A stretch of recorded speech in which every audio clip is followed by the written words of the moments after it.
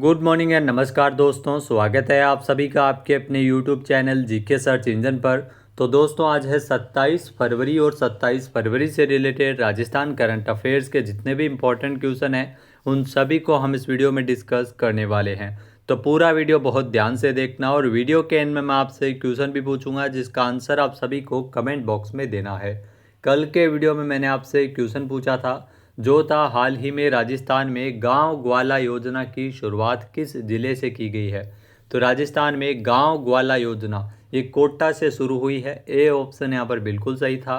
जिन दोस्तों ने A option comment box में सही जवाब दिया था उनको हार्दिक शुभकामनाएं। राजस्थान में इन दिनों गांव ग्वाला योजना की काफ़ी चर्चा है। इस योजना का उद्देश्य गाँवों में पारंपरिक गोचारण व्यवस्था को फिर से सक्रिय करना है और गौ संरक्षण को बढ़ावा देना है। योजना की शुरुआत शिक्षा मंत्री मदन दिलावर ने कोटा जिले की रामगंज मंडी विधानसभा क्षेत्र की चेचट तहसील के खेड़ली गांव से की थी। कार्यक्रम के दौरान 14 गांवों में एक एक ग्वाला नियुक्त किया गया है। योजना के तहत नियुक्त ग्वालों को जिम्मेदारी होगी कि वे गांव की गायों को सुबह सामूहिक रूप से गोचर भूमि तक चराने ले जाएं और शाम को सुरक्षित घरों तक वापस पहुंचाएं। सरकार ने मानक तय किया है कि 70 गायों पर एक ग्वाला नियुक्त किया जाएगा। यदि संख्या बढ़ती है तो 2 या 3 ग्वाले भी लगाए जा सकते हैं। प्रत्येक ग्वाले को 10,000 रुपये प्रतिमाह मानदेय भी दिया जाएगा। तो चलिए शुरू करते हैं, लेकिन उससे पहले कल के क्वेश्चन का रिवीजन कर लेते हैं। तो कल के 5 महत्वपूर्ण क्वेश्चन थे। राजस्थान में देश का पहला जिंक पार्क बनने जा रहा है। तो इसके लिए हिंदुस्तान जिंक और त्रिपुरा ग्रुप ने एक MOU साइन किया है। ये पार्क भीलवाड़ा जिले के खानखला में स्थापित होगा। नेक्स्ट है उद्योग एवं वाणिज्य मंत्री कर्नल राज्यवर्धन सिंह राठौड़ के मुताबिक औद्योगिक विकास को नई गति प्रदान करने के लिए निवेशकों को प्रोत्साहित करने के उद्देश्य से रोजगार सृजन को बढ़ावा देने के लिए एवं सभी क्षेत्रों का संतुलित विकास करने के उद्देश्य से राजस्थान औद्योगिक पार्क प्रोत्साहन नीति 2026 भी लाई जाएगी। नेक्स्ट है विज्ञान एवं प्रौद्योगिकी विभाग के द्वारा राज्य स्तरीय राष्ट्रीय विज्ञान दिवस समारोह 26 से लेकर 28 फरवरी तक मालवीय राष्ट्रीय प्रौद्योगिकी संस्थान MNIT जयपुर में आयोजित किया जाएगा।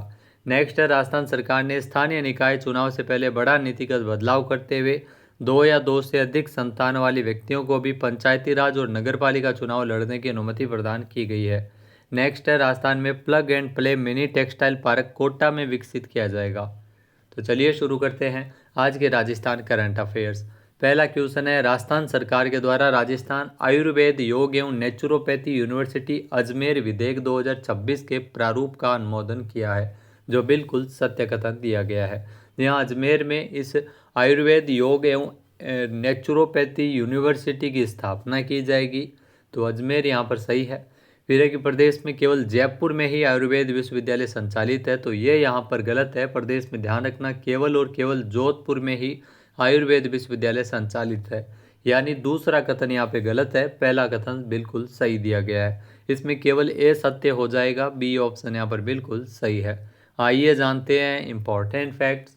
तो राजस्थान में भारतीय चिकित्सा पद्धति की जो अत्याधुनिक चिकित्सकीय सुविधाओं को बढ़ावा देने के लिए द राजस्थान आयुर्वेद योग एंड नेचुरोपैथी यूनिवर्सिटी अजमेर विधेयक 2026 के प्रारूप का अनुमोदन राजस्थान सरकार के द्वारा किया गया था। इससे केंद्र सरकार की जो राष्ट्रीय शिक्षा नीति एवं राज्य सरकार की आयुष नीति के उद्देश्यों एवं लक्ष्यों की प्राप्ति की दिशा में प्रभावी कार्य किया जा सकेगा। इसके अलावा एक और आयुर्वेदिक विश्वविद्यालय की स्थापना से आयुर्वेद योग और नेचुरोपैथी यूनानी होम्योपैथी इत्यादि के क्षेत्र में जो प्रशिक्षण एवं अनुसंधान को इसके माध्यम से बढ़ावा मिल सकेगा। साथ ही साथ आपको ध्यान रखना है कि जो प्रदेश के आयुष के क्षेत्र में मेडिकल टूरिज्म को भी बढ़ावा मिलेगा और वर्तमान में केवल जोधपुर में ही आयुर्वेदिक विश्वविद्यालय वर्तमान में स्थापित है, केवल और केवल जोधपुर में। नेक्स्ट है निम्नलिखित कथनों पर विचार कीजिए। इसमें 2 कथन यहाँ पे दिए गए हैं। पहला है कि जयपुर के कवि और लेखक डॉक्टर जयेश नारायण भानु, इनको बांग्लादेश में मातृभाषा रत्न उपाधि से सम्मानित किया गया। तो इनको पुरस्कार जरूर मिला है मातृभाषा रत्न उपाधि, ये बांग्लादेश में नहीं मिला है, इनको नेपाल में पुरस्कार प्रदान किया गया है। यानी पहला कथन गलत है, पुरस्कार बिल्कुल सही व्यक्ति को मिला है, लेकिन इनको स्थान ध्यान रखना नेपाल में दिया गया है। जयपुर से ही है प्रसिद्ध कवि और लेखक डॉक्टर जयेश नारायण भानु। तो पहला कथन गलत है। दूसरा है कि अंतर्राष्ट्रीय मातृभाषा दिवस 21 फरवरी को अंतर्राष्ट्रीय मातृभाषा दिवस मनाने का विचार बांग्लादेश की पहल थी। तो 21 फरवरी को ये दिवस मनाया जाता है बांग्लादेश की पहल पर। तो दूसरा कथन बिल्कुल सही है, केवल कथन 2 ही यहाँ पे सत्य है। सी ऑप्शन यहाँ पर बिल्कुल सही है। आइए जानते हैं इम्पोर्टेंट फैक्ट्स। तो दोस्तों, जयपुर के कवि और लेखक डॉक्टर जयेश नारायण बानू, इनको नेपाल की साहित्यिक संस्था शब्द प्रतिभा सम्मान फाउंडेशन की ओर से मातृभाषा रत्न उपाधि से इनको सम्मानित किया गया है। इसके अलावा सम्मान अंतर्राष्ट्रीय मातृभाषा दिवस के अवसर पर इन्हें पुरस्कार प्रदान किया गया था। नेपाल की साहित्यिक संस्था शब्द प्रतिभा सम्मान फाउंडेशन की ओर से मातृभाषा रत्न उपाधि से नवाजा गया है। अंतर्राष्ट्रीय मातृभाषा दिवस 21 फरवरी को मनाया जाता है और इसके मनाने की शुरुआत है वो सबसे पहले बांग्लादेश के द्वारा की गई थी। 1999 में यूनेस्को ने इसे यूनेस्को महासभा सम्मेलन में अनुमोदित किया था। नेक्स्ट, राजस्थान में ब्रज होली महोत्सव का आयोजन डीग, कामा और भरतपुर में कब किया जाएगा? तो डीग, कामा और भरतपुर, यहाँ पर ब्रज होली महोत्सव ये आयोजित किया जाएगा 26 से लेकर 28 फरवरी तक। बी ऑप्शन यहाँ पर बिल्कुल सही है। होली के अवसर पर इसका आयोजन किया जाता है। आइए जानते हैं इम्पोर्टेंट फैक्ट्स। तो राजस्थान में ब्रज होली महोत्सव, इसका आयोजन 26 से लेकर 28 फरवरी तक किया जाएगा। यहाँ आयोजन स्थल डीग, कामा और भरतपुर में होगा। 26 फरवरी को डीग में इसकी शुरुआत सुबह 10 बजे मेला मैदान पर ग्रामीण खेल प्रतियोगिताओं के साथ महोत्सव की शुरुआत होगी। फिर 27 फरवरी को कामा में लाल दरवाजा पर जो गणेश पूजन से कार्यक्रम की शुरुआत सुबह 7:15 पे होगी।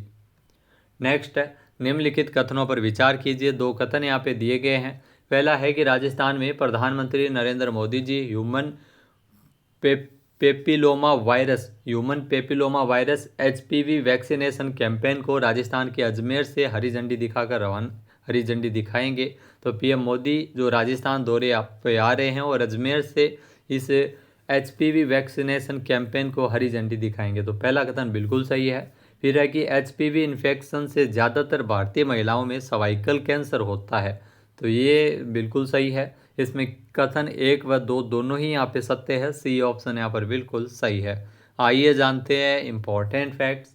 तो भारत के प्रधानमंत्री नरेंद्र मोदी जी 28 फरवरी को सर्वाइकल कैंसर को फैलाने वाले ह्यूमन पेपिलोमा वायरस HPV के खिलाफ पूरे देश में खास वैक्सीनेशन कैंपेन को राजस्थान के अजमेर से हरी झंडी दिखाएंगे। केंद्रीय स्वास्थ्य मंत्रालय की तरफ से सभी राज्यों को दिए गए निर्देशों के मुताबिक सभी 14 साल की लड़कियां और अगले 90 दिनों में 15 साल तक की होने वाली जो लड़कियों को ये इंजेक्शन वैक्सीनेशन लगाए जाने के लिए एलिजिबल होगी।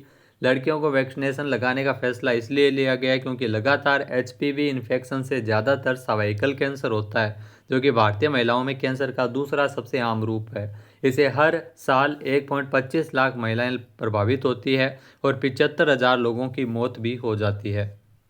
नेक्स्ट, राजस्थान सरकार ने गोवंश के लिए अनुदान कितने प्रतिशत बढ़ाया है? तो राजस्थान सरकार के द्वारा गोवंश के लिए जो अनुदान है वो 25% तक बढ़ाया है। बी ऑप्शन यहाँ पर बिल्कुल सही है। आइए जानते हैं इम्पोर्टेंट फैक्ट्स। तो दोस्तों, राजस्थान सरकार ने गोवंश के लिए अनुदान है वो 25% तक बढ़ा दिया है। गोपालन मंत्री जोराराम कुमावत ने 26 फरवरी को विधानसभा में जानकारी दी है।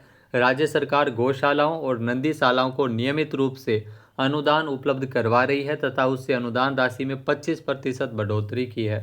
गौशालाओं को जो 9 और नंदीशालाओं को 12 माह का अनुदान दिया जा रहा है तथा दिव्यांग एवं दृष्टिबाधित गोवंश पशुओं के लिए 12 माह सहायता राशि दी जा रही है। फिलहाल बड़े गोवंश एवं पशुओं के लिए 50 रुपये और छोटे गोवंश और मवेशियों के लिए 25 रुपये प्रतिदिन सहायता राशि अनुदान के रूप में इसमें दिया जा रहा है। अब बात करते हैं दोस्तों आर्थिक समीक्षा से जुड़े कुछ महत्वपूर्ण बिंदु की। तो यूनेस्को धरोहर स्थल है वर्तमान में राजस्थान में।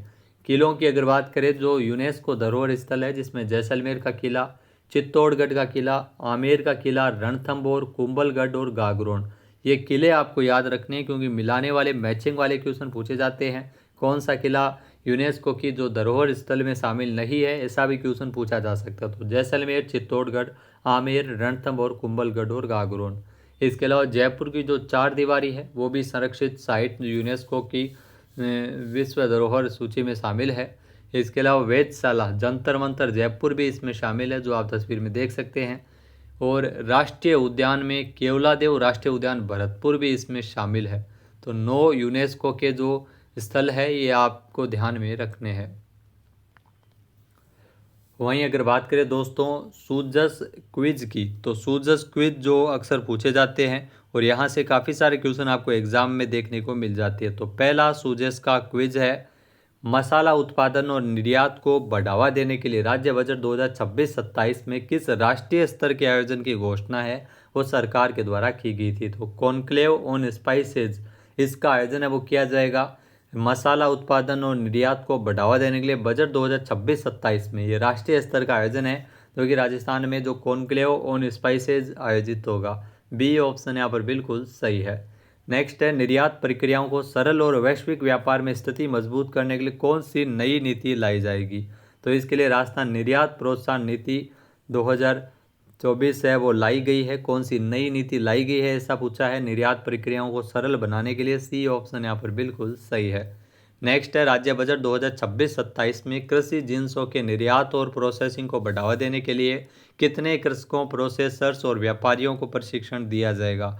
तो इसमें ध्यान रखना, टोटल प्रशिक्षण की अगर बात करें तो इसमें 2000 व्यापारियों, किसानों और प्रोसेसर्स को इसमें प्रशिक्षण मिलेगा। बी ऑप्शन यहाँ पर बिल्कुल सही है।